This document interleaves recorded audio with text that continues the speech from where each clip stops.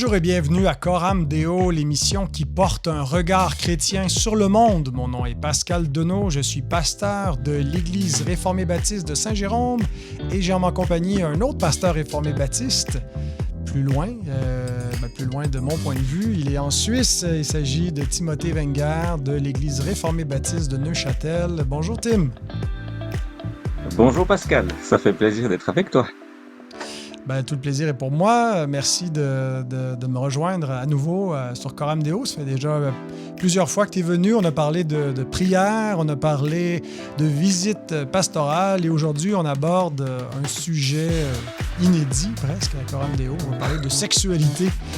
En fait, l'idée m'est venue parce que tu faisais fin septembre une conférence intitulée La sexualité made in Dieu, qui reprend le titre de l'ouvrage de Paul David Tripp. Alors, je n'ai pas le livre pour le montrer à l'écran. C'est publié chez BLF. Alors, on le voit bien là. C'est La ça. sexualité made in Dieu. C'est quoi en anglais? Le titre, c'est Made in God? Je vais te dire. Non, c'est Sex in a Broken World, How Christian Redeems What Sin Distorts. Donc D'accord. c'est pas tout à fait la même chose. Il Enfin, me c'est semblait le même aussi sujet. que, il me semblait que la traduction sexualité made in Dieu, c'était quelque chose de typiquement français, là, que ça sonnait pas américain comme titre. Alors, donc tu as lu ce livre, tu as considéré que c'était utile pour en faire une conférence. Est-ce que tu peux nous présenter un petit peu c'est quoi une sexualité made in Dieu et à la même occasion nous parler de ce livre de Paul David Tripp? Avec plaisir. En fait, tu me donnes l'occasion de continuer à réfléchir à ce sujet, puisque c'est quelque chose qui petit à petit aussi chemine dans mon cœur et mon âme. Donc c'est une manière d'aborder le sujet que je n'avais pas entendu par le passé et qui me paraît tout à fait opportune parce qu'elle permet de faire de la prévention sans faire de la promotion, hein, puisque c'est un petit Mhm. peu souvent la difficulté dans le cadre de ce sujet-là. Ouais. Alors, Made in Dieu, j'aime bien qu'on comprenne un peu ce que ça signifie. En fait, il y a 6 aspects qui sont avec le Made in Dieu. Le premier, c'est que Made in, fabriqué par Dieu. Hein, donc cette notion que c'est le créateur qui a fabriqué les organes et capacités sexuelles, donc Mm. cette notion de fabrication, made in Dieu, inventé par Dieu, c'est le créateur qui a mis en place en fait une relation sexuelle entre un homme et une femme, euh, made in Dieu aussi, initié par Dieu, hein, c'est le créateur qui donne l'idée de vivre la sexualité. Euh, Made in Dieu sous l'autorité de Dieu, hein, c'est quelque part, ça lui appartient. C'est le créateur qui connaît aussi le mode d'emploi, qui décide ce qui doit être fait avec sa création. Et puis, euh, dans le cadre voulu par Dieu, un made in Dieu, c'est aussi Dieu qui donne le cadre dans lequel nous vivons ce sujet-là. C'est un cadeau par lequel Dieu a aussi prévu la conception d'ailleurs, hein, puisqu'en fait, chaque conception découle d'un acte conjugal.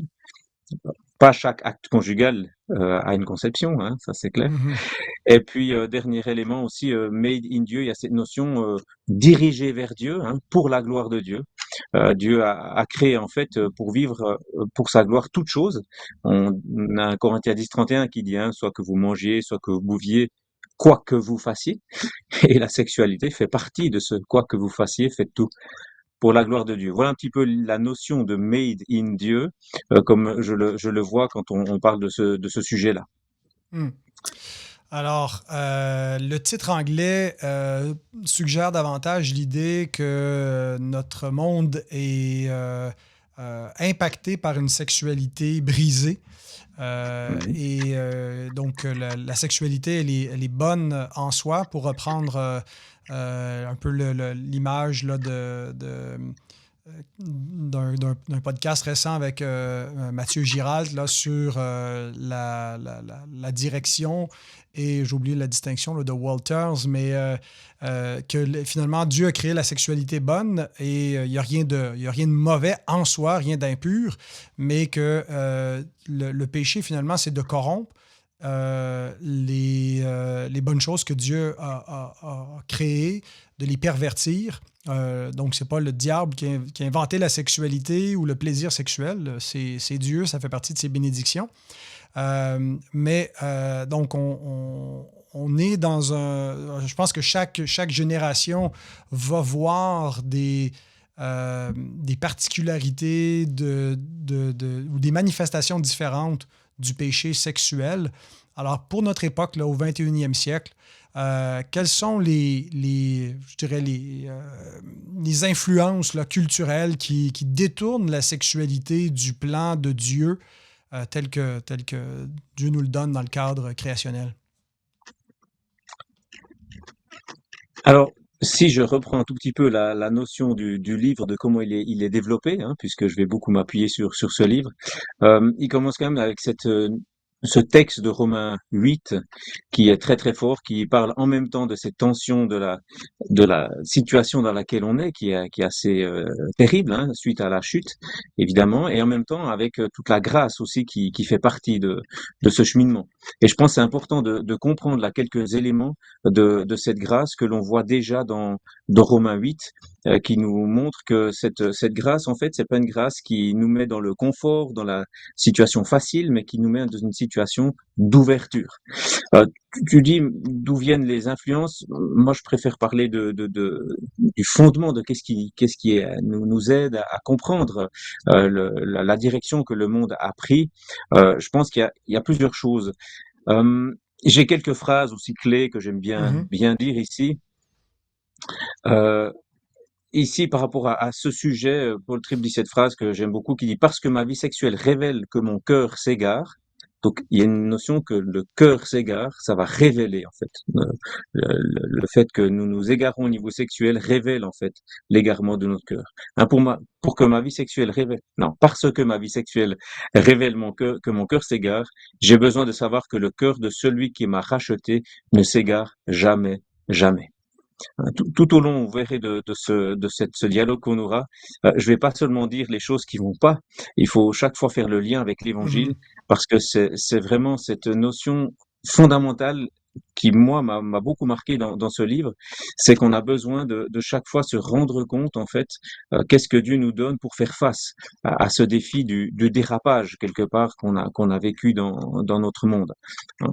Et là, il y a quand même une notion très importante qui m'a marqué dans cette réflexion, c'est cette dangereuse dichotomie, en fait, qui est très très forte aujourd'hui, où on oppose nettement, en fait, les choses qui sont dites religieuses ou en lien avec Dieu, et puis les choses qui sont dites séculières et qui sont, en fait, c'est ma vie, en fait, il n'y a Mhm. pas forcément de lien avec Dieu. Et la question qu'on pourrait se poser, hein, et que chaque auditeur pourrait se poser, c'est: quand je pense à la sexualité, à quelle catégorie en fait je mets ce sujet? Est-ce qu'il est religieux ou séculier? Hein. Et ça, c'est quand on pense d'une façon avec une dichotomie, comme le souligne Paul David-Tripp. Et en fait, dans la réalité, il n'y a pas ces distinctions. Hein. Donc la notion de ce qu'on vit dans le cadre de la sexualité est liée en fait à notre vie avec Dieu. On peut pas le séparer. Hein. Euh, et là, une phrase assez forte aussi qui est dite ici, c'est que notre expérience de la sexualité révèle toujours la santé spirituelle de notre cœur. Ça, c'est quand même assez fort à comprendre ça, hein, que l'expérience de la sexualité révèle la santé spirituelle de notre cœur. Et Mhm. ça va nous aider à voir aussi où il faut travailler lorsque nous avons des problématiques au niveau de la sexualité. Eh bien, peut-être que c'est pas directement là qu'il faut travailler, mais Mhm. premièrement sur la spiritualité du cœur. On est vraiment dans la notion de l'évangile ici, hein. Et de comprendre que Dieu existe au centre de toute chose va vraiment nous aider à saisir cette notion. Un autre élément aussi qu'il est important de comprendre, c'est que Dieu est créateur et propriétaire de tout ce qui existe. Souvent, dans le cadre chrétien, le fait que Dieu est créateur, c'est quand même assez facilement accepté, me semble-t-il. Sans parler Mhm. des origines de comment ça s'est passé, mais la notion que Dieu est créateur, qu'on lui appartient, dans le sens qu'il nous a fait, oui, mais de parler carrément de propriété, C'est-à-dire que nous sommes sa propriété, et quelque part, même la sexualité que nous vivons est sa propriété, commence à avoir comme un impact dans la compréhension de ce que nous vivons. Nous Mm. en sommes des gestionnaires, en fait, hein, et nous allons l'utiliser, le vivre avec les capacités qu'il nous donne, mais toujours en pensant que c'est quelque chose qui lui appartient. Hein. Donc ça, c'est un élément aussi qui me semble assez fort dans ce qu'il développait dans ce livre et qui, justement, aujourd'hui est facilement écarté. Donc c'est vraiment des Mhm. éléments de fondement. Hein. Mhm. Ouais, puis ce que je trouve intéressant, en fait, c'est que on pourrait passer vite sur cette question-là, puis aller tout de suite là, un peu au péché sexuel qui caractérise notre génération, mais c'est d'abord et avant tout une question d'allégeance et de reconnaître est-ce qu'on existe pour nous-mêmes ou est-ce qu'on existe pour la gloire de Dieu. Ça va dans l'ordre des priorités aussi avec, si on prend la loi de Dieu, le premier commandement, tu n'auras pas d'autre Dieu devant ma face. Alors, d'où viennent toutes les déviances d'aujourd'hui? Ben, c'est parce on n'utilise pas la sexualité pour la gloire de Dieu ou comme Dieu l'entend en se soumettant à lui, mais on met l'idole du moi. On vit pour nous-mêmes, on vit pour notre plaisir, pour notre épanouissement. Et ça peut rentrer subtilement même dans la sexualité d'un mariage chrétien, parce qu'il peut y avoir toutes sortes de défis, mais si on ne considère pas que finalement cette dimension-là de notre existence est aussi pour glorifier Dieu, pas juste au travers de l'épanouissement, mais au travers de la maîtrise. Ben, donc, on est en train de séparer, de faire une dichotomie, de séparer la sexualité du reste de notre existence. Alors, c'est absolument crucial. Et je trouve ça intéressant là, que tu nous ramènes finalement sur une catégorie spirituelle et d'accent théologique quand on parle des problèmes de la sexualité. Tout à fait. D'ailleurs, on va le voir par la suite. Si je le développe de cette manière, et comme je le développe, je présente ce que Paul David Tripp dit, mais comme je le fais mien, je le Mhm. présente de cette manière-là aussi. Mais c'est vraiment les éléments fondamentaux. On part très très vite dans ces notions de voilà ce qu'il faut pas faire, voilà les Ouais, choses qui sont pas bonnes. ouais. C'est ce que j'ai entendu comme enseignement sur la sexualité. Et pour moi, j'ai envie d'amener autre chose parce que ça va nous aider, on va le voir par la suite, c'est très important de le voir de cette manière-là. Tu parlais aussi de cette notion de notre allégeance, hein, tu as utilisé ce terme. Il y a cette notion de qu'est-ce qui contrôle nos actions quelque part. Hein. Là, j'aime bien, j'ai une petite histoire, si tu me permets de citer cette petite histoire qui est quand même assez parlante. Hein, donc je vais la citer ici. Euh, donc d'un homme qui s'est trouvé dans une mauvaise posture, en fait, bien avant qu'il s'en rende compte. Hein. Et ça, c'est un petit peu la notion ici qui est illustrée. Donc cet homme travaille depuis une dizaine d'années avec elle. Et un jour, ils ont commencé à manger ensemble, à midi. La situation à la maison était stressante et elle le comprenait et le valorisait. Il a commencé à la regarder et à chercher à passer du temps avec elle. Donc il avait travaillé 10 ans avec elle avant. Hein. C'était toujours pour des raisons professionnelles, mais quelque chose qui pouvait bouleverser sa vie était en train de se passer dans son cœur et il continuait à penser pourtant que tout allait bien. Il commençait à venir au travail en espérant la voir. Et à chaque repas pris ensemble, sa boussole émotionnelle pointait de plus en plus dans la direction de sa collègue. Il n'avait pas renoncé à son engagement avec sa femme et il n'avait absolument pas songé à divorcer. Mais son cœur avait pris une nouvelle direction et son corps ne devrait donc pas tarder à le prendre aussi. Les semaines qui ont suivi étaient toujours plus proches physiquement. Depuis des semaines, ils avaient déjà commis l'adultère dans son cœur, c'est-à-dire qu'il avait déjà déplacé l'affection qu'il avait pour sa femme sur sa collègue de travail. Puis un jour, ils ont réservé une chambre d'hôtel pour aller vers le désastre vers lequel ils se dirigeaient depuis très longtemps. Et puis là, ben, cet homme s'est retrouvé devant Paul David Tripp et il lui dit, tout confus en essayant de se justifier, mais elle savait que j'étais marié et qu'elle Mhm. m'a quand même piégé. C'est la même vieille rengaine habituelle, évidemment. Mais et là, on voit que pour 20 minutes, quelque part de plaisir, enfin, le temps n'est pas très important, il a sacrifié sa relation avec son épouse et Mhm. sa famille. Et là, c'est quand même quelque chose qui est très très fort dans ce texte. Et là, moi, il y a une phrase qui est marquante, donc j'aimerais qu'elle nous marque aussi. Hein. En fait, on ouvre toujours son cœur à ce qui n'est pas juste avant de livrer son corps. On ouvre toujours son cœur à ce qui n'est pas juste avant de livrer son corps. Ça, c'est de nouveau un élément important à saisir. Et je pense que la petite histoire qu'on vient de se rendre compte, qu'on vient d'entendre, nous permet de l'illustrer. Hein. Il n'y avait rien de problématique au départ de ce qui se passait. La problématique, c'est que certaines choses ont été nourries, et puis ça a bien été dit, hein, c'est l'élément clé aussi qui a été donné, c'est qu'en fait, cette notion qu'il avait déplacé l'affection qu'il avait pour sa femme à sa collègue de travail, petit à petit. C'était stressant à la maison, quand il rentrait, il recevait des critiques, en fait, etc. Et puis, ben voilà, il avait plutôt envie de voir l'autre personne. Et ça, en fait, on pourrait dire, ben c'est un problème de sexualité. En finalité, oui, mais en réalité, Mhm. non. Ouais. Et c'est pour ça que cette phrase, hein, on ouvre toujours son cœur à ce qui n'est pas juste avant de livrer son corps, c'est quelque chose qui est Mhm. extrêmement important. Hein. Ouais, Et puis d'ailleurs, ça Jésus nous fait. dit que c'est Voilà, du c'est ce cœur. que j'allais dire. Voilà, Ah ouais. c'est dans le Sermon sur la montagne. Celui qui regarde une femme, qui la convoite dans son cœur, bon, on s'imagine souvent, quand on lit ça, juste qui se laisse aller à des fantasmes sexuels, mais en réalité, c'est exactement ce que tu décris. C'est de laisser le cœur être séduit. Il y a une convoitise qui est là, qui est naissante, et c'est pas d'abord un problème sexuel. Hein, pour revenir à ce qu'on disait tantôt, c'est notre allégeance que tu dois à une épouse, mais pourquoi est-ce que tu lui dois? Parce que tu la dois à Dieu d'abord. C'est par fidélité à Dieu que tu dois résister aux convoitises. C'est vrai. Et un élément connexe qui va avec ça, c'est que notre comportement découle nécessairement de nos pensées et des désirs de notre cœur. Alors là, je touche encore un autre élément qui est lié, hein, mais c'est la notion des pensées. Et là, voilà, on m'entend souvent dire cette phrase, mais je continuerai à la dire parce que elle est en lien avec ce qui est dit dans Galates avec d'autres mots. Mais on déborde de ce qu'on se remplit. Mm. Donc, on peut se poser la question de quoi te remplis-tu? Et on peut se dire la situation dans laquelle je suis, ce que je regarde, ce que j'entends, ce que je fais. Enfin, est-ce que j'aimerais déborder de cela? Et si la réponse est oui, eh bien, continue à le faire.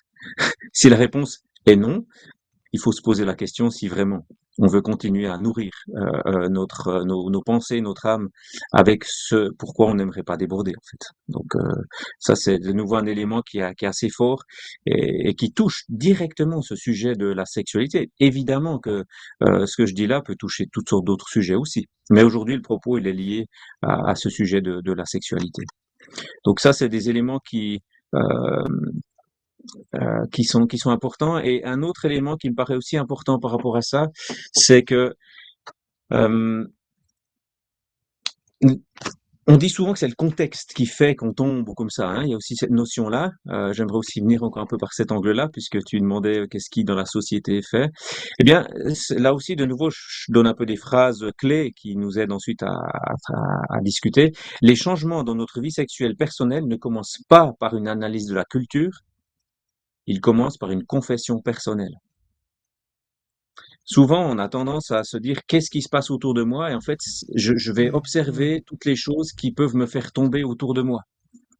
Euh, je ne dis pas que c'est une mauvaise chose d'observer ce qui est autour de nous et d'éviter peut-être ce qui peut nous faire tomber, mais c'est pas là qu'est la clé. C'est pas là que le combat il est gagné.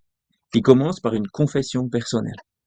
Qu'est-ce qui, dans mon cœur, est en train de se passer, qui est même avant la sexualité, comme on l'a vu avant, qui est la notion d'allégeance, la notion d'attirance, la notion, enfin, différentes choses, de se dire, ben, c'est là que je vais aller voir. Et Mm. puis, je vais prendre le psaume 51, et puis je vais le lire, je vais le prier, je vais le vivre. Et c'est ainsi qu'on va pouvoir cheminer dans cette direction de... Là, on va comprendre quelque part la gravité de la corruption, mais qui, premièrement, est dans nos cœurs. Mm. Et quelque part, nos cœurs seront les lieux où les hameçons de toutes les tentations externes hein, de notre ennemi. Il y a la chair qui est notre ennemi, il y a le monde et Satan, mais qui vont aller se crocher en fait. Et ça, c'est un élément qui me semblait aussi important à souligner. Mm. Après, Tripp souligne encore toute la notion du plaisir. Là, je vais pas entrer dans le sujet maintenant. Ça me semble pas opportun puisqu'on n'a pas un temps infini Mhm. dans Mhm. notre échange. J'ai pas lu le livre de Tripp, mais j'ai lu les notes de ta conférence pour préparer notre émission d'aujourd'hui. Et une des idées fortes qui ressort, c'est de présenter la sexualité sous l'angle de l'adoration, comme un acte d'adoration. Alors, quand on pense à l'adoration, là, on pense un peu plus aux éléments du culte dominical et aux principes régulateurs. On ne pense pas à la sexualité vraiment.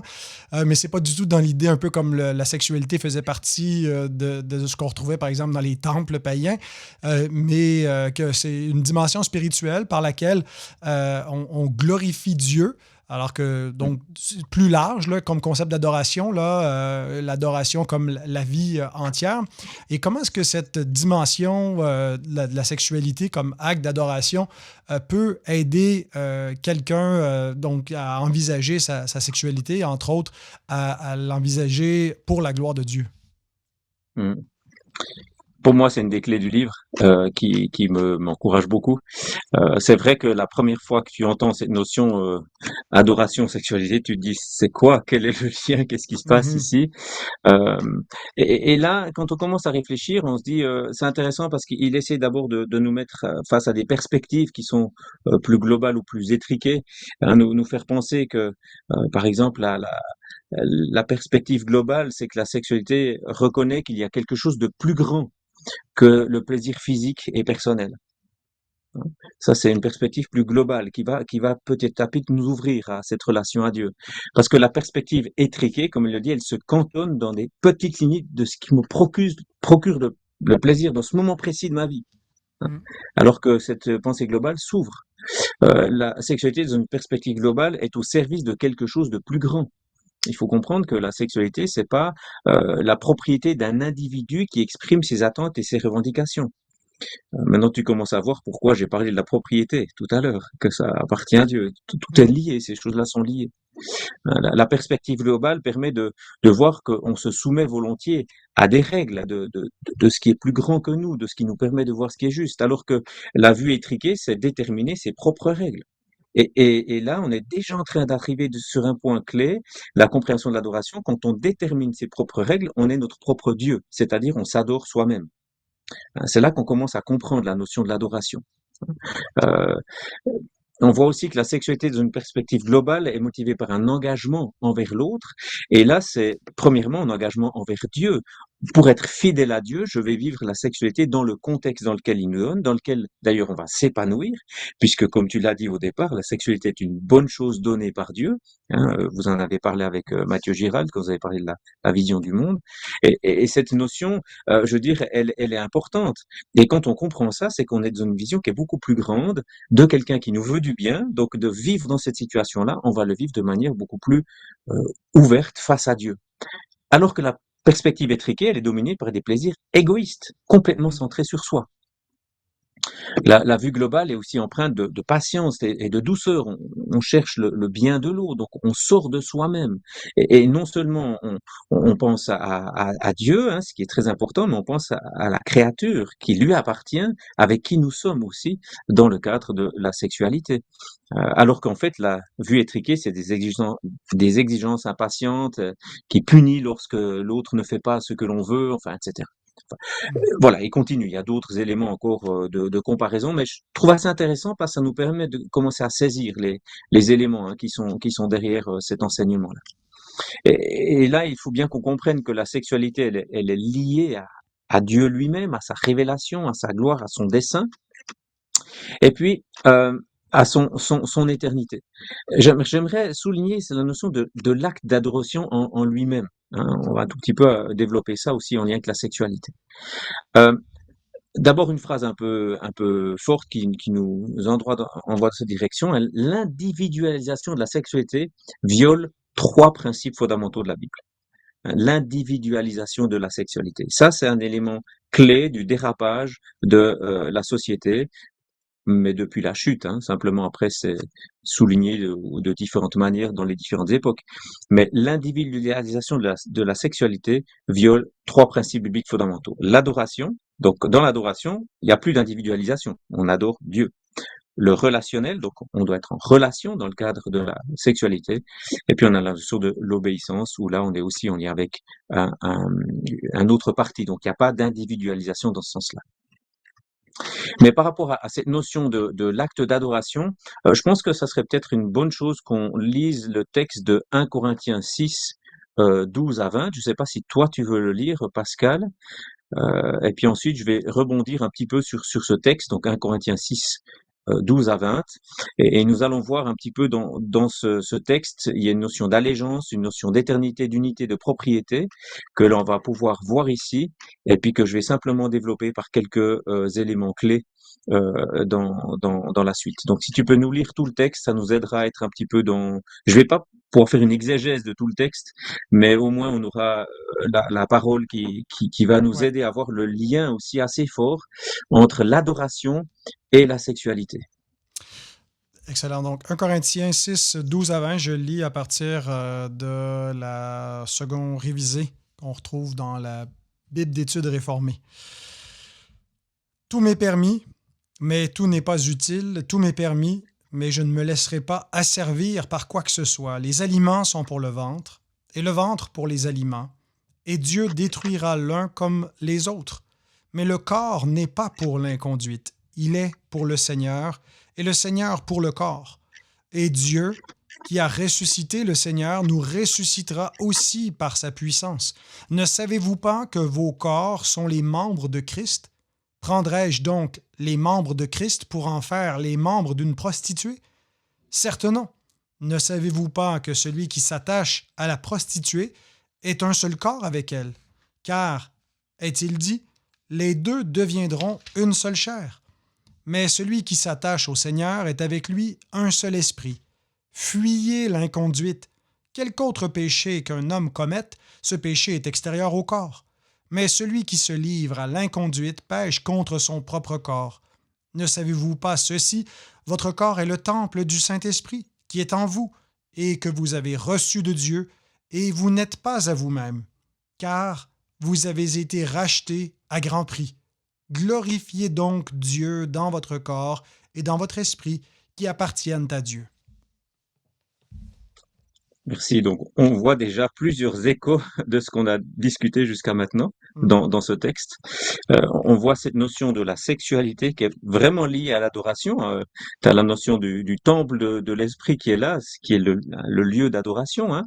Mhm. Donc, on voit donc quatre éléments que j'ai dit que j'allais souligner. L'allégeance, j'ai été conçu pour adorer.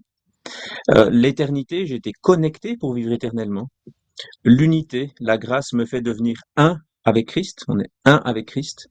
Et puis la propriété, j'appartiens désormais à Christ. Et pour ma part, et là c'est très intéressant parce que Paul David Tripp dit cette phrase, et je la dis avec lui, je pense que pendant des années, j'ai une vision non biblique de ma propre sexualité. Et je parle pas des péchés sexuels dans ma vie, je parle de l'échec à nourrir une vision biblique solide de cette partie très importante de la vie. Si je cite encore ici, ma vision biblique de la sexualité se limitait à un catalogue de choses que Dieu m'interdisait de faire. Je pensais donc que tant que je ne sortais pas des limites imposées par Dieu, ma sexualité m'appartenait pour mon plaisir. Et Mhm. je pense qu'énormément de chrétiens partagent ce point Ouais. de vue. Et c'est une approche très légaliste de la Bible, en fait. Hein. Si voilà, on me donne une limite, je la dépasse pas, tout va bien. Alors qu'en fait, on est appelé à voir ça beaucoup plus loin. Donc, on va parler de cet aspect d'allégeance. Et dans l'aspect d'allégeance, un élément, là aussi, je vous donne une ou deux phrases fortes, je peux pas faire tout le développement, mais un élément ici qui me marque, c'est que Jésus ne nous offre pas sa grâce afin de nous rendre libres comme si nous étions le roi, mais pour nous rendre libres de l'honorer comme notre roi. Donc, il y a vraiment un aspect très fort ici. Hein. Jésus ne nous offre pas sa grâce afin de nous rendre libres comme si nous étions les rois, mais pour nous rendre libres de l'honorer comme Mhm. notre roi. Hein. Et Mhm. cette notion d'allégeance, elle est vraiment, vraiment, vraiment importante. Et, et, et là, j'aime bien un petit échange ici. Hein, ce principe d'allégeance nous prêche l'évangile. Quand vais-je gagner le combat pour la pureté sexuelle ou toute autre victoire sur le péché? Est-ce que c'est lorsque je réussirai à me soumettre parfaitement à la seigneurie de Christ sur ma vie? Non. Mon seul espoir réside dans sa parfaite soumission à la volonté du Père à ma place. C'est là que réside mon espoir. En fait, j'ai aucune raison de vivre dans la peur ou dans la honte quand je pense à mon péché, à ma faiblesse, à mes luttes. Je peux me tenir devant Dieu saint, alors même que je suis brisé, et réclamer son pardon, son aide, sa protection et son secours. Et j'ai pas besoin d'avoir peur qu'il me rejette. Car si je peux tenir en sa présence, c'est pas à cause de ma justice, mais à cause de celle de mon Sauveur. Mhm. Il y a déjà une direction qui est donnée ici, on y viendra un peu par la suite, mais je la donne déjà maintenant, puisque pédagogiquement, c'est bien de dire les choses plusieurs fois et de les préparer. Ici, je veux semer un élément.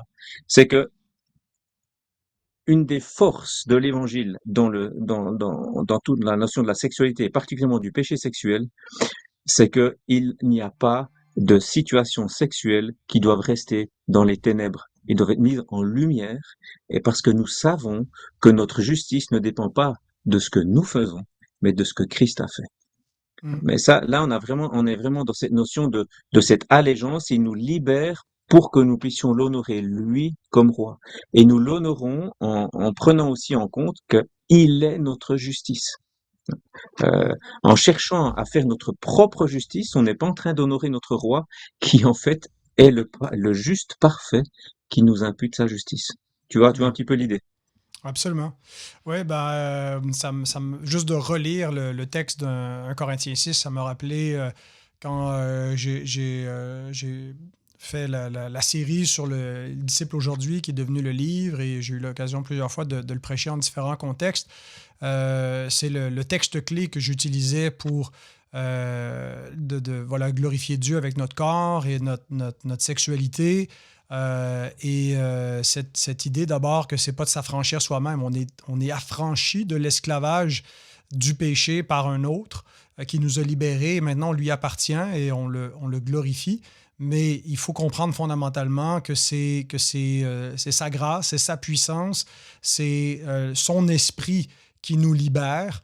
Alors, on n'est pas libéré, comme tu l'as dit, pour la liberté. Le concept de liberté chrétienne, c'est pas le libertarianisme où on fait ce qu'on veut. On est affranchi d'un mauvais maître pour appartenir à un bon maître. Donc, on devient être serviteur, esclave de Christ, c'est être libre véritablement. Et ça inclut toutes les dimensions de la vie et de notre corps et de notre sexualité. Mhm. Après l'aspect de l'éternité aussi, que je vais aller très rapidement, mais quand même, en fait, notre vie sexuelle devrait être protégée par une vision à long terme de la vie. Hein, très souvent, les problématiques dans la sexualité, c'est quand on a une vue à très court terme. Mhm. Et c'est là que souvent il y a les grandes tentations, mais quand on commence à réfléchir à long terme, il y a beaucoup d'éléments, on se dit non, on ne peut pas le vivre de cette manière-là.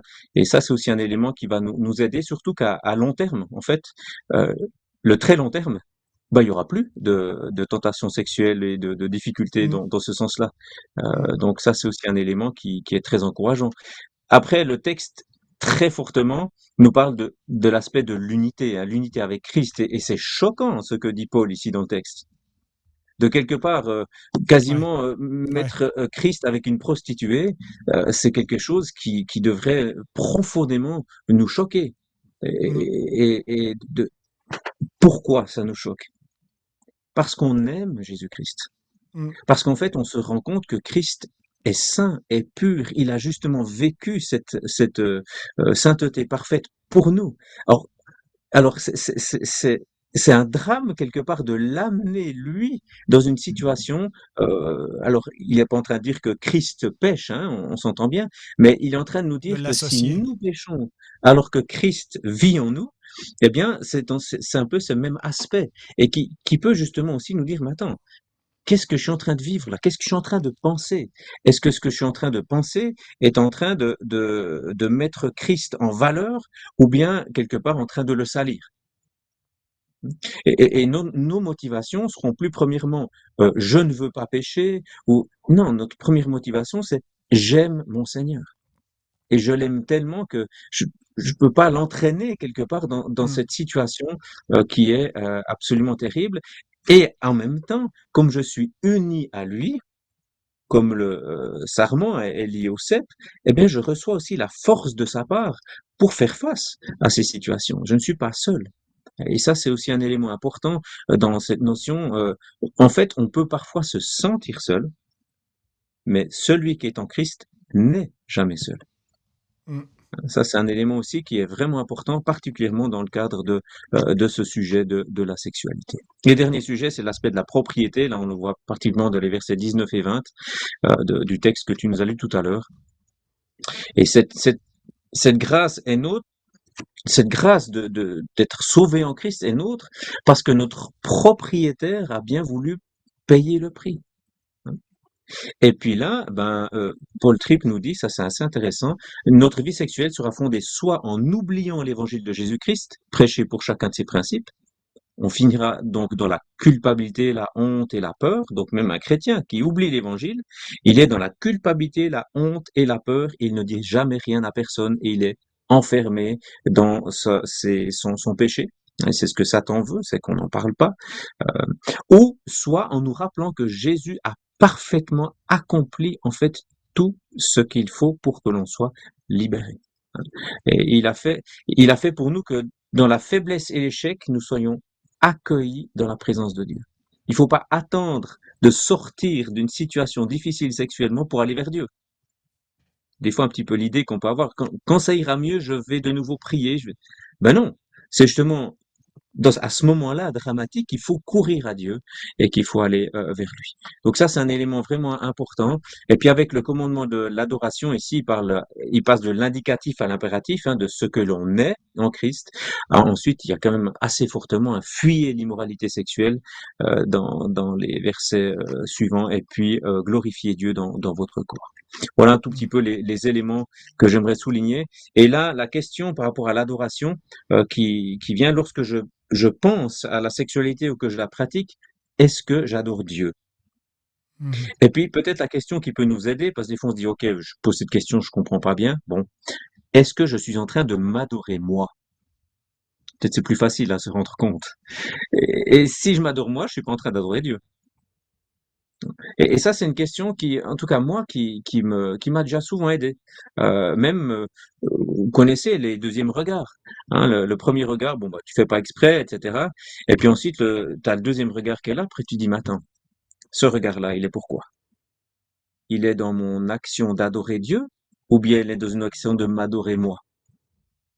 Hein. Mhm. Et puis bien sûr, la réponse est là, c'est clair. Dans le deuxième Mhm. regard, pour ma part. Puis là, bah, c'est la repentance. Mhm. Et quand on est dans cette action-là, eh bien, on va couper quelque part cette force de la tentation sexuelle bien avant que l'on soit dans une situation où on a mis le feu dans sa poche et qui fait brûler tout le Ouais. béton. Ouais.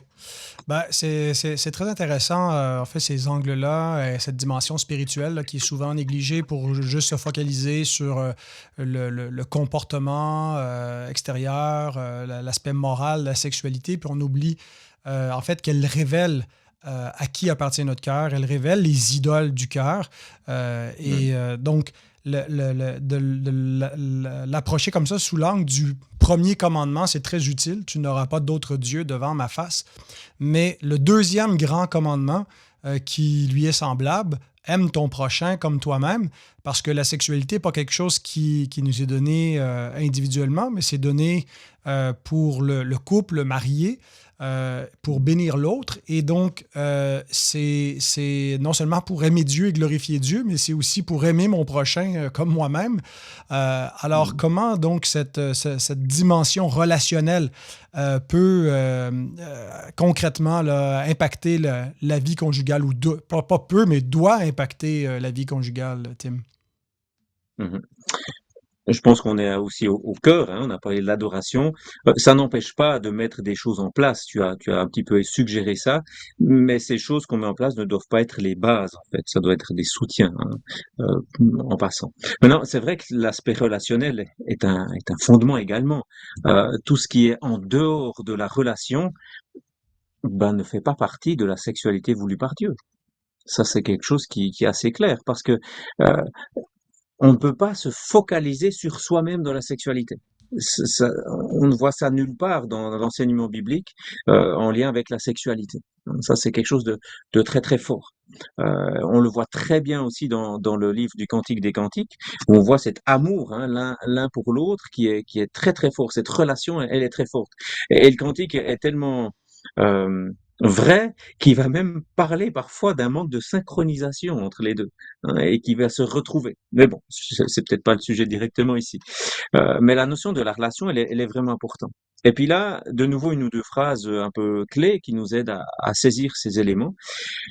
Paul Tripp dit ici, seul un véritable engagement relationnel protégera la sexualité et la purifiera du péché de l'individualisation. Et là, on a quand même deux aspects relationnels importants. Tu as cité ce commandement dans Matthieu 22 que Jésus dit comme étant le plus grand commandement et celui qui vient ensuite. En fait, les deux sont relationnels. Même envers Dieu, c'est aussi un commandement relationnel, et ensuite envers son prochain. Hein. Euh, donc là, cette notion par rapport à l'amour envers Dieu, quelques éléments qui peuvent nous faire réfléchir, c'est que la sexualité est dangereuse quand elle n'est motivée que par l'amour pour soi. La sexualité est dangereuse quand elle n'est motivée que par l'amour d'une autre personne. On peut aussi être complètement focalisé sur l'autre, qui devient Mhm, notre mhm. idole. Hein, ça peut aussi être une problématique, particulièrement dans le cas de la sexualité. Ou encore, la sexualité est dangereuse quand elle n'est motivée que par l'amour du plaisir. Hein. J'ai dit que je n'avais pas développé ce sujet tout à l'heure, mais ça peut aussi être un élément qui devient le point focal, quelque part, de la sexualité et qui, en fait, nous fait dévier de de cette allégeance, de ce désir de Dieu en premier dans nos vies. Hein. Euh, et puis la sexualité est dangereuse quand elle n'est motivée que par l'amour du bien-être ou de la domination ou de l'acte sexuel lui-même. En fait, la sexualité n'est purifiée et protégée que lorsqu'elle est motivée en pensée, en désir et en action par un amour pour Dieu. Ça, c'est un peu étonnant ce que je dis là, mais je le dis quand même. Donc un amour pour Dieu, un amour vibrant, obéissant, joyeux, bien disposé et pratique. Parce qu'en fait, tout péché sexuel s'enracinera toujours dans un manque d'amour pour Dieu. Ça, c'est un premier élément vraiment important à saisir ici. Hein. Euh, pensez, euh, Ben, j'ai un exemple voilà, que je vais vous donner ici que je trouve assez intéressant. Donc, pensez à une femme, ou ça peut être un homme, qui est couché dans son lit tôt le matin et qui fantasme sur une relation sexuelle avec quelqu'un d'autre que son mari ou que son épouse. En développant ce fantasme, elle se prend pour une sorte de déesse. Hein, elle n'est pas satisfaite du monde qui existe parce elle ne l'a pas créé, elle ne le contrôle pas. Alors, ce monde réel ne lui obéit pas, il ne lui donne pas ce qu'elle veut. Alors, dans son lit, ce matin-là, elle cherche à s'élever sur le trône de Dieu et, dans son esprit, créer un monde conforme à son désir. Un monde qu'elle peut gouverner comme la souveraine absolue qu'elle est devenue. Et tout ce monde, en fait, qu'elle a créé, lui appartient. Hein. Tout ce petit monde se soumet à son plaisir. Elle est attirée par ce monde parce qu'elle y règne en créateur, en seigneur, et c'est elle qui fixe les règles. Elle utilise à sa guise ce qu'elle a créé pour assouvir son plaisir. Et elle visitera régulièrement ce monde parce qu'elle trouve plus attrayant que le monde réel. Ça, c'est toute la notion du fantasme. Hein. Même si ce n'est que pour un instant, on pourrait dire que à ce moment-là, elle a tué Dieu, elle a pris sa place, afin de recréer son monde, hein, son jardin de délices, où toutes les personnes agissent à sa guise. Hein. Et puis là, si quelqu'un a ce monde imaginaire-là, la première chose à faire, c'est de se repentir d'avoir joué à Dieu, de se détourner de ce monde malsain qui va détruire déjà la vraie relation avec Dieu et avec les autres. Et ça, c'est des éléments quand même importants. Et je dirais, j'irais même encore un peu plus loin par rapport à ça. Même certains disent, ouais, mais si je fantasme sur mon conjoint, il n'y a pas de problème. Alors, si c'est dans la perspective d'une relation conjugale, là, on peut discuter. Mais si c'est de partir dans un monde que l'on a conçu, dans lequel on va régulièrement et que c'est nous qui en sommes les maîtres, non, nous sommes en train de jouer à Dieu. Donc là, on voit cette relation à Dieu tout à coup qui intervient aussi dans la sexualité, qui devient tout à coup très, très claire, me semble-t-il, en tout cas, ici dans cet exemple. Hein. Euh, et puis là, je vais juste... il y a un élément important que j'aimerais encore dire ici, il faut juste que je revoie mes notes là. Voilà. Et pourtant, malgré la réalité de nos cœurs qui peuvent être vagabonds, hein, notre espérance reste toujours ferme et solide en Dieu. Pourquoi? Et voilà une phrase qui est forte ici. Donc, il y en a qui sont endormis, il faut se réveiller. Parce que mon sentiment de sécurité n'a jamais été dépendant de mon amour pour Dieu. Non, mon assurance est en lien direct avec le caractère inébranlable et éternel de son amour pour moi. Donc ça, c'est un élément vraiment important ici à saisir, c'est que notre sentiment de sécurité n'est pas dépendant de notre amour pour Dieu, mais notre assurance est en lien direct avec son caractère éternel de son amour pour moi. On doit inverser cette notion. Parce que parfois, on a cette notion, j'aime tellement Dieu que je suis en sécurité. Alors, c'est bien d'aimer Dieu. Je ne vais pas diminuer cette motivation. C'est très très bien. Mais c'est pas ma sécurité. Ma sécurité, c'est son amour pour moi. Il ne cesse pas d'être mon Seigneur, même dans les moments où je préférerais être mon propre Seigneur. Donc là, c'est vraiment la notion de la relation avec Dieu. Et évidemment, et ça c'est ce que tu attendais dès le départ, il y a aussi la relation avec notre prochain, ça c'est absolument évident. Et là, en fait, on pourrait dire que la sexualité illicite remplace toujours l'amour relationnel par un plaisir personnel, revendicateur, exigeant et égoïste. Donc ça, c'est un élément très fort. Et puis là, pour ne pas prendre trop de temps sur ce sujet, j'aime bien une phrase, mais qui ne vient pas de Paul David Tripp cette fois-ci. Elle vient de Mahani dans son livre où il dit «Ma femme, le sexe et la gloire de Dieu». Il dit une phrase qui est un peu le leitmotiv de tout son livre, que je trouve intéressant, où il dit «Avant de toucher son corps, il faut toucher son cœur et son âme». Donc, c'est-à-dire que l'acte de la sexualité doit faire partie d'une relation. Elle ne peut pas être en dehors d'une relation. Et ça, c'est un élément que j'aime bien cette phrase parce qu'elle nous permet de saisir hein, un petit peu tout ce qu'il y a derrière cela. Avant de toucher son corps, il faut toucher son cœur et son âme. Donc voilà quelques éléments. Et puis, est-ce que tu me permets encore une remarque, Pascal, ou bien? Ah ouais, donc, vas-y. Parce que peut-être tu voulais dire quelque chose, je suis désolé. Donc, euh, pour aller un peu plus loin dans la réflexion, pourquoi tant d'hommes succombent-ils à la pornographie sur Internet? Voilà ce que Tripp dit ici, je trouve très intéressant. Je crois savoir pourquoi. Si vous n'avez jamais conçu la sexualité comme un acte d'amour relationnel, si vous avez essentiellement utilisé le corps de votre femme pour votre propre plaisir sexuel égoïste, si votre femme a été réduite à un instrument d'excitation, il est logique que vous soyez très tenté de la remplacer par des images numériques ou des fantasmes égoïstes qui vous procurent le même plaisir. Il passe facilement d'un type de sexe anti-relationnel à un autre sexe anti-relationnel sans aucun engagement d'aimer vraiment. Or, ce type d'engagement à aimer protégera et fera éclater la vérité sur la pornographie comme l'abomination qu'elle est en réalité. Voilà encore la petite remarque que je voulais faire ici, parce que je pense que ça nous permet de saisir en fait qu'est-ce qu'il y a derrière cette abomination de la pornographie qui est anti-relationnelle. Hmm. C'est intéressant comment, à plusieurs moments, et puis tout du long dans cette discussion, ce qui ressort, c'est que le plus grand problème, finalement, dans la sexualité, c'est l'amour du moi, ou, pour le dire négativement, l'absence d'un amour pour Dieu et du prochain. Quand on se place au centre, mais donc la sexualité ne nous a pas été donnée pour s'aimer soi-même, mais pour aimer Dieu et pour aimer notre prochain avec lequel on fait alliance dans le mariage. Mais parce que forcément, on aura des échecs à ce niveau-là, qu'on aura commis des péchés sexuels d'un ordre ou d'un autre, là, d'une façon ou d'une autre. On a besoin de la grâce, on a besoin de l'Évangile. Comment donc est-ce que l'Évangile et la grâce de Dieu viennent nous restaurer, viennent nous aider avec le péché sexuel, si on se sent prisonnier d'une addiction, si on a des luttes particulières, des tristesses dans un mariage où on ne se sent pas heureux au niveau de notre sexualité. Alors, peux-tu nous donner quelques réflexions sur l'effet de la grâce de l'Évangile pour nous guérir, pour nous soutenir, pour nous sanctifier à ce niveau-là? Mhm. Là, c'est quelques notions de fondement qu'on a au niveau de l'Évangile et de la rédemption. C'est d'ailleurs les deux derniers chapitres que l'on a dans le livre qui nous aident à réfléchir. Il y a quelques redondances dans ces chapitres parce qu'il y a des éléments importants, donc je vais chercher à pas trop faire de redondance ici. Euh, mais il y a vraiment quelques éléments clairs qu'il faut que l'on comprenne.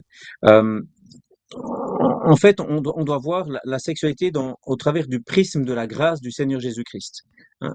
Jésus-Christ est notre espoir en tout, et aussi dans la sexualité. Hein. Et ça, c'est un élément qu'on doit déjà saisir, c'est quelque chose d'important. Un autre élément, c'est que on n'a pas besoin d'avoir honte d'être un être sexué, donc c'est quelque chose que Dieu nous donne. Donc parfois, on veut évacuer quelque part ce que Dieu nous a donné parce qu'on a de la peine à le gérer. Euh, non, c'est la peine à le gérer que l'on doit travailler. C'est pas l'élément que Dieu nous a donné. Hein. Ça, c'est des éléments importants aussi à saisir. Euh, donc là, je vais revenir à un élément que j'ai déjà dit, mais qui est tellement important. Dans le péché et le combat sexuel, il s'agit pas premièrement de savoir ce que je fais avec mon corps, mais avec mon cœur. C'est vraiment une clé. Hein. Euh, il n'y a pas besoin de nier qu'on est pécheur. Tous sont pécheurs. Et je pense que je peux regarder tout le monde dans les yeux et dire, je suis à peu près sûr que tout le monde a déjà péché dans le domaine de la sexualité. Comme tu l'as dit, d'une manière ou d'une autre. On n'a pas besoin d'avoir commis adultère pour pécher dans le domaine de la sexualité. Jésus l'a été très clair par rapport à la pensée, on est déjà là. Et là, une phrase aussi qui est, voilà, plusieurs phrases aujourd'hui. L'honnêteté est possible parce que la grâce est disponible. Et ça, c'est vraiment important. On Mhm. peut être honnête. Pourquoi? Parce que la grâce existe. S'il n'y avait pas de grâce, je comprendrais qu'on n'oserait pas parler de ces choses-là. Mais nous ne sommes pas dans cette situation. L'honnêteté est possible parce que la grâce est disponible. En fait, le déni ne permettra jamais un changement personnel. Donc, je peux que prier, mais à chacun de ne pas vivre dans le déni. Et j'encourage chacun à, dès les premières étapes de tentation sexuelle, de tout de suite venir à jour, à la lumière, de trouver quelqu'un vers qui on peut parler et dire, ben voilà, j'ai mon deuxième regard qui est pas facile. Et pas attendre qu'en fait on soit rempli de plein d'images, de plein de choses, puis dire, écoute, ça va vraiment pas, je peux pas vivre une demi-journée sans avoir des images qui me remplissent. Non, déjà bien. Alors, à ce moment-là, il faut aussi le faire, évidemment. Mais mais là, c'est plus Mhm. compliqué et ça prend plus de temps. Hein, mais il faut quand même le faire là, parce que ça viendra encore pire si on ne le fait pas là. Ouais. Donc, mais déjà très très tôt, l'honnêteté est possible parce que la grâce est disponible. Et Jésus est mort pour nous purifier de tout péché, et le péché sexuel en fait partie. Donc ça, c'est vraiment un élément très très très important que j'aimerais souligner. Hein. La notion de nier que l'on vit des luttes, c'est la meilleure manière pour ne pas arriver au bout de ces luttes et de continuer et en se disant d'ailleurs qu'on est tout seul dans notre coin à se battre. Alors, si vous connaissez des gens autour de vous qui ne sont pas pécheurs, qui n'ont pas été touchés par la chute, là vous avez raison. Mais si vous ne connaissez pas quelqu'un qui n'est pas touché par la chute, bien non, il a aussi des luttes à sa manière dans différents domaines et la sexualité fait partie de ces grands domaines où on est tous touchés d'une manière ou d'une autre. Hein. Certains, c'est même par un déni profond qui amène aussi de voir la chose comme abjecte, en fait, etc., qui est Mhm. aussi un péché, puisqu'en fait, on est en train de dénigrer quelque chose que Dieu a donné qui est bon. Donc ça, c'est quelques éléments importants. La notion de pas se battre seul, c'est vraiment important aussi. Je l'ai déjà dit avant, j'ai dit que je semais la graine, or maintenant je la reprends. Euh, c'est vrai qu'en tant que croyant, dans ces moments de lutte par rapport à la sexualité, on peut parfois se sentir seul, c'est possible. Mais vous ne pouvez pas être seul. Mhm. C'est pas possible. Celui qui est en Christ n'est pas seul. Et ça, c'est vraiment un élément très important. Donc déjà, Christ est là, mais non seulement Christ, l'Église est là, puisque l'Église est le corps de Christ dans lequel nous vivons et dans lequel nous pouvons aussi nous soutenir les uns les autres. Hein. Donc ça, c'est un élément important aussi. Il n'y a pas besoin de remettre en question aussi l'amour patient de Dieu. Est-ce que est-ce que vous pensez que l'amour de Dieu dépend de votre réussite? Et particulièrement dans cette notion de réussir à lutter dans certains domaines et particulièrement la sexualité. Donc, est-ce que c'est la réussite qui va faire que Dieu nous aime ou pas? Et là, c'est un mensonge de l'ennemi de nos âmes qui veut nous faire croire que si on tombe, Dieu nous aime moins. C'est faux. Bien sûr que Dieu n'aime pas que nous péchions. Ça, je ne suis pas en train de dire que Dieu aime le péché. Je suis en train de dire que Dieu aime ses enfants aussi quand ils sont dans une situation de lutte. Et ça, c'est un élément vraiment important à comprendre et qui nous aide à ne jamais perdre espoir. Parce que notre espérance n'est pas dans notre amour pour lui, je l'ai déjà dit, mais dans son amour pour nous. Et puis, un élément aussi important à saisir, c'est que il faut arrêter de penser que le changement est impossible.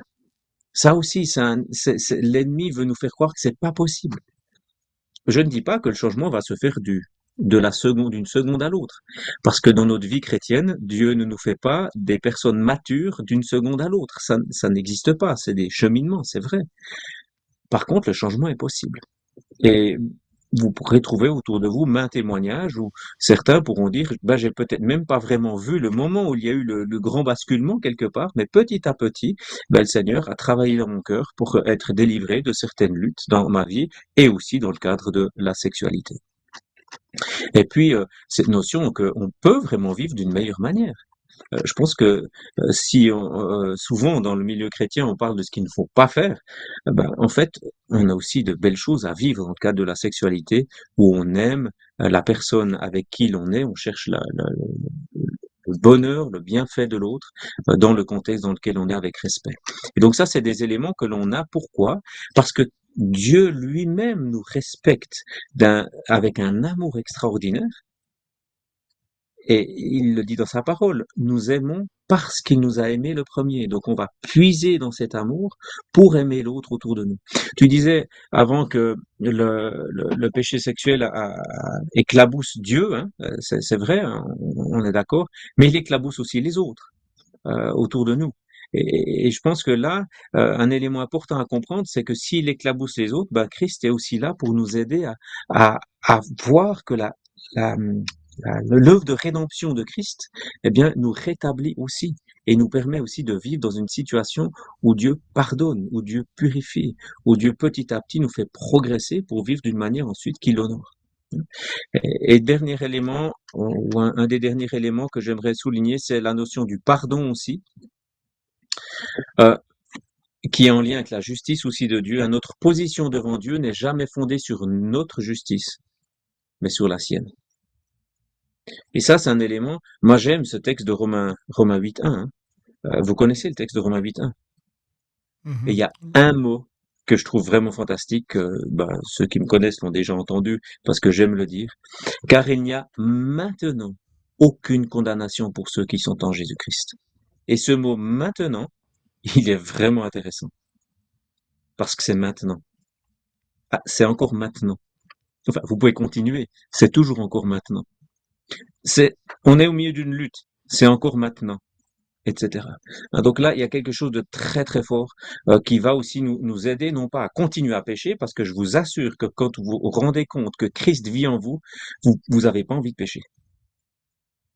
Quand on se rend compte de la sainteté, de l'amour, de bienfait de Christ pour nous, eh bien, on peut pas pécher en même temps qu'on a ces pensées glorieuses de Christ et cet amour pour lui et cette proximité et cette joie de vouloir vivre dans la sainteté avec lui. Et ça, c'est des éléments qui vont vraiment, vraiment nous aider.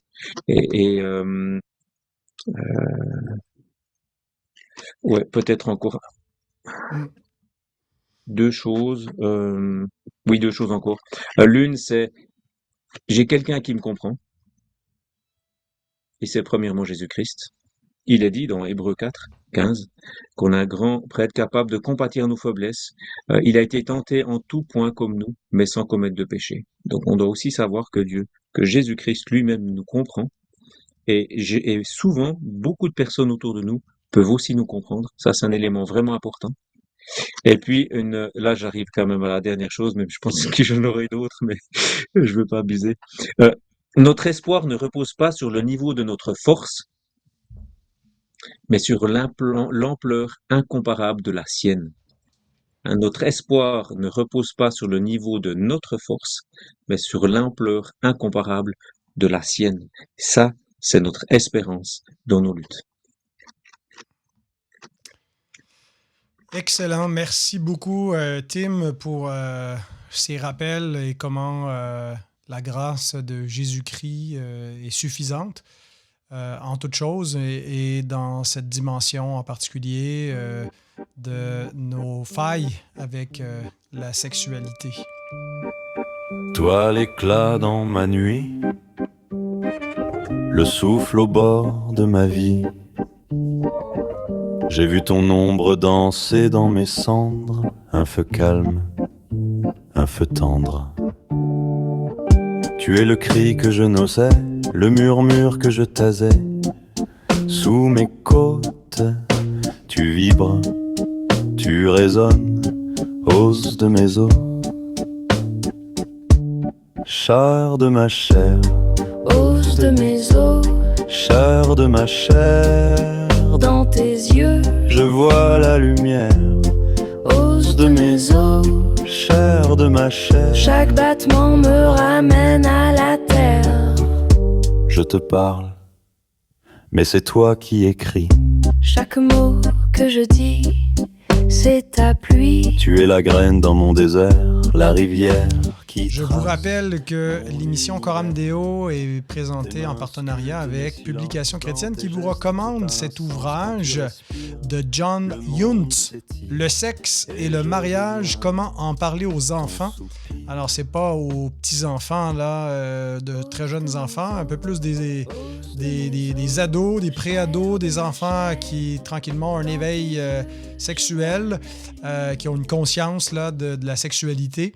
Alors, c'est un livre qui va vous accompagner. De quoi est-ce qu'il faut parler? Comment est-ce qu'il faut en parler? C'est quoi l'attirance sexuelle? Voilà un peu les éléments qu'on a mentionnés ici, comment avoir une conception de la sexualité qui glorifie Dieu. Il y a des chapitres dédiés aux menstruations, la masturbation, la maîtrise de soi. Alors, si ça vous intéresse, alors ça peut être pour en parler avec les enfants, mais je pense que c'est un ouvrage qui sera utile également juste pour réfléchir au sujet, pour ceux qui font aussi de l'accompagnement de disciples, pour les pasteurs jeunesse. Alors, cliquez dans le lien, sur le lien dans la description pour vous le procurer. Alors, Tim, j'ai mentionné en commençant l'émission que ce que tu allais présenter aujourd'hui était le travail que tu as fait pour une conférence en septembre dernier. Est-ce que c'est possible de se procurer les enregistrements de cette conférence? Bien sûr, on peut lire le livre de Paul-David Tripp, mais pour certains, ça peut être plus facile là, d'écouter ou de visionner. Est-ce qu'il y a un enregistrement quelque part? Alors, comme tu l'as dit, je pense que la lecture du livre est une bonne idée. Après, la conférence n'est pas mise actuellement sur le réseau en accès libre, mais si des personnes sont intéressées, il est possible de faire une demande et puis ensuite de pouvoir avoir accès aussi à cela. Ça peut être utile, par exemple, dans le cadre d'un groupe de jeunes, de visionner une partie, par exemple, parce qu'elle est quand même assez longue. Hein. La conférence, elle est plus de 2 heures. Donc, ça permet aussi peut-être de prendre une partie, d'en parler ensemble. Ça peut être un élément motivant. Donc là, il suffit de le demander. Actuellement, on n'a encore pas mis ces conférences. On a plusieurs autres sujets aussi qui sont très intéressants, mais qu'on n'a pour l'instant pas encore mis en accès libre. C'est sur demande. Alors, on te trouve par le biais du site de l'Église réformée baptiste de Neuchâtel? Voilà, donc erbn.ch, là vous arrivez sur le site de l'église, il est possible de contacter et d'envoyer un message info@erbn.ch. Très bien. Ben, merci beaucoup, Tim, pour cette conférence, mais surtout pour ta participation à l'émission d'aujourd'hui. Merci pour tous les rappels que tu nous as faits, qui ont été fort appréciés. Alors, je vous donne rendez-vous dans 2 semaines avec un prochain sujet qui n'a pas encore été déterminé de façon définitive, mais les sujets auxquels je pense m'attarder prochainement, ce sera au niveau de l'abus spirituel, alors, qui parfois peut prendre aussi la forme forme d'abus sexuels dans l'Église, mais les abus qui viennent de l'autorité pastorale. Alors, je ne sais pas avec qui je vais en parler, mais c'est un sujet sur lequel j'aimerais discuter à Coram Deo. Et j'aimerais aussi prochainement faire une petite série sur la question du baptême en mode débat, mais pas plutôt différentes émissions avec pédobaptistes et crédobaptistes qui ne seront pas en même temps, mais qui vont successivement passer à Coram Deo pour réfléchir à l'argumentation. Pourquoi est-ce qu'on croit au baptême de bébé ou au baptême de croyant sur une base biblique et sur une base historique également. Alors, j'aurai différents invités. Je suis en train de préparer un petit peu ces éléments-là, mais je ne sais pas encore qu'est-ce que ce sera dans 2 semaines, mais si vous revenez, il y aura sûrement une nouvelle émission diffusée. Alors, merci d'avoir été des nôtres. Merci à ceux qui nous soutiennent. Vous pouvez faire un don en euros ou en canadien, c'est toujours apprécié. Merci pour vos prières et merci à Tim encore pour la participation d'aujourd'hui.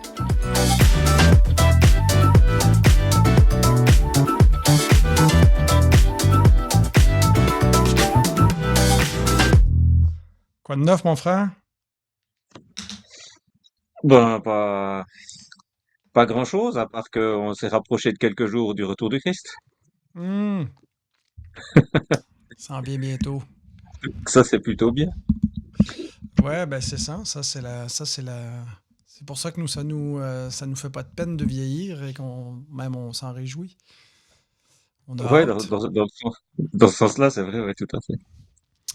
Ah ouais, j'ai écouté ton émission que t'as fait avec nos chers amis québécois là sur les gauchistes et les droitistes là avec Sur Charlie Kirk. Charlie Kirk. Ouais, ouais. Ouais. Et qu'est-ce que t'en as pensé? Ah, je trouvais que c'était intéressant l'émission. Ça permettait de réfléchir sur le sujet. C'est clair, toi, tu vas sûrement un peu plus loin que moi dans certaines affirmations politiques. Je cherche à rester très cantonné sur les éléments bibliques. Ben, Pour, ils nous ont invités pour ça quand même, là, pour... Ouais, ouais, tout à fait. Ouais, c'est intéressant. Voilà, j'aurais eu bien des questions à poser, je pense, pendant l'émission, mais